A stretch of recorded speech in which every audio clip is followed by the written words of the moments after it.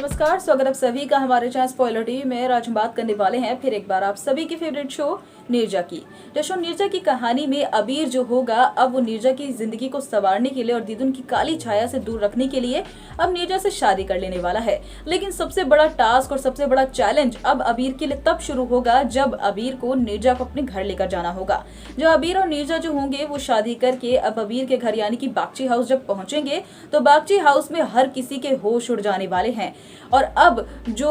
कह लीजिए कि बिजॉय होगा वो तो अब नीरजा को अपनी बहू स्वीकार करने से ही मना कर देने वाला है, और मौसमी तो अब जो नीरजा है उसे घर से बाहर करने की कोशिश कर रही होगी। लेकिन अबीर नीरजा के सामने ढाल बनकर खड़ा हो जाने वाला है और कहता हुआ नजर आने वाला है कि मेरी पत्नी है ये, और आज के बाद किसी ने भी अगर इससे ऊंची आवाज में बात करी या बदतमीजी से बात करी या फिर उसके कोई भी कड़वे शब्द कहे तो मुझसे बुरा कोई नहीं होगा, क्योंकि आज से ये मिसेस अबीर बागची है और हर किसी को इसकी इज्जत करनी पड़ेगी। जहां परिवार वाले हर कोई यही कहते हुए नजर आने वाले हैं कि तेरी शादी त्रिशा से होने वाली थी तो त्रिशा ही तेरी होने वाली पत्नी है, नीरजा कुछ नहीं लगती है। लेकिन अब अबीर जो होगा वो कुछ नहीं मानेगा किसी की भी, और त्रिशा जो होगी वो तो बहुत ही नॉर्मल एक्ट करेगी, क्योंकि त्रिशा जो है वो गुस्से से आग में जल रही है, उसे बहुत गुस्सा आ रहा है, वो चिल्लाना चाहती है, चीखना चाहती है, लेकिन